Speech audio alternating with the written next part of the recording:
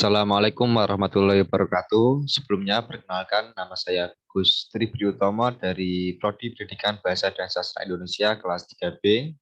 Di sini saya akan memaparkan hasil pekerjaan saya, yaitu UAS telaah kurikulum yang diampu oleh Ibu Endang. Langsung saja ke materinya.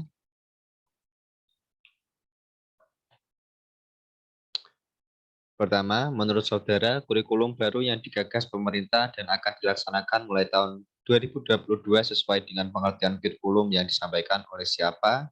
Jelaskan nama ahli dan disertai dengan kutipannya. Menurut saya, kurikulum prototipe ini sejalan dengan apa yang disampaikan oleh Hidayat pada tahun 1962.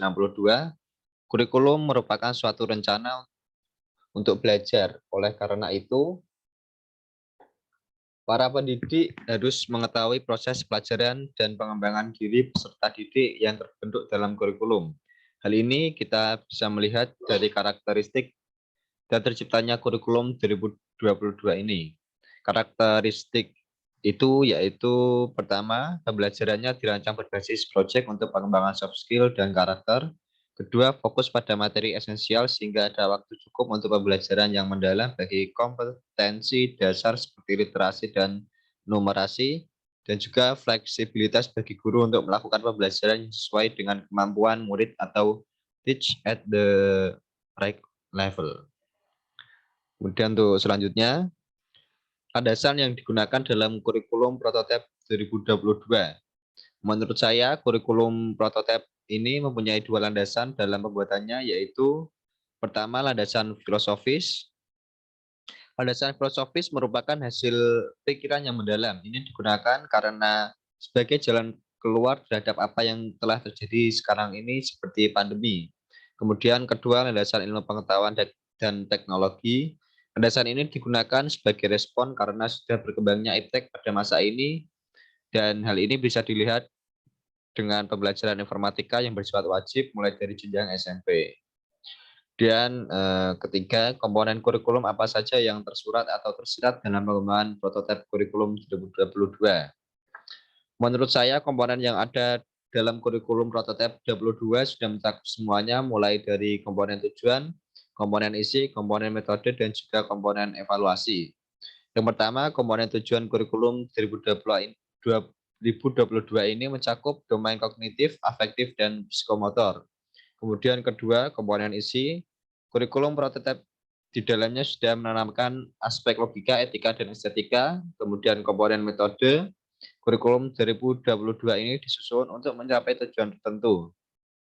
Dan yang terakhir yaitu komponen evaluasi, seperti kurikulum sebelumnya, prototipe ini masih menggunakan tes dan non-tes untuk bahan evaluasi. Kemudian selanjutnya yaitu nomor 4, kurikulum 2022 menggunakan model pengembangan kurikulum yang disampaikan oleh siapa? Kurikulum 2022 menurut saya menggunakan model pengembangan dari Miller-Seller. Langkah-langkah yang ditempuh adalah sebagai berikut, yaitu pertama, klarifikasi orientasi kurikulum, kemudian kedua, pengembangan tujuan, ketiga, identifikasi model pengajar, dan keempat, yaitu implementasi. Selanjutnya, nomor 5, model evaluasi yang manakah yang dipilih dalam kebijakan pengembangan kurikulum 2022 ini? Menurut saya, model evaluasi yang digunakan dalam kebijakan pengembangan kurikulum prototipe 2022 adalah model evaluasi congruence. Ini dikarenakan kurikulum 2022 menekankan pada kesesuaian antara tujuan pendidikan dan hasil belajar yang dicapai untuk melihat perubahan hasil pendidikan yang telah terjadi. Hal ini sesuai dengan karakteristik kurikulum 2022, yaitu fleksibilitas bagi guru untuk melakukan pembelajaran yang sesuai dengan kemampuan murid, atau teach at the right level, dan melakukan penyesuaian dengan konteks dan muatan lokal. Kemudian perbedaan mendasar K13 dengan prototipe K2022.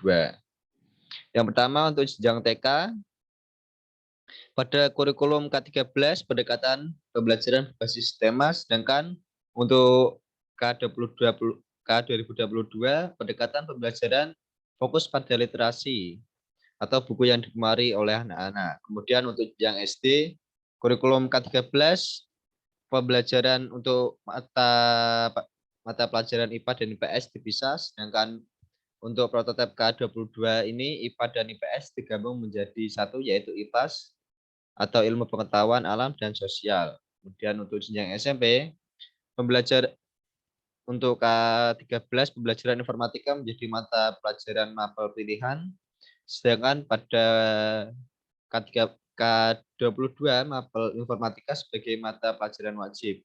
Dan untuk jenjang SMA, pada kurikulum K13, siswa SMA masuk langsung memilih jurusan, baik itu IPA, IPS, ataupun bahasa. Sedangkan untuk prototipe K22, siswa mengambil dan menentukan peminatan pada kelas 11 karena perlu berkonsultasi dengan guru BK, wali kelas, dan orang tua. Dan yang terakhir, nomor 7, kesimpulan mengapa pemerintah perlu mengembangkan prototipe K22.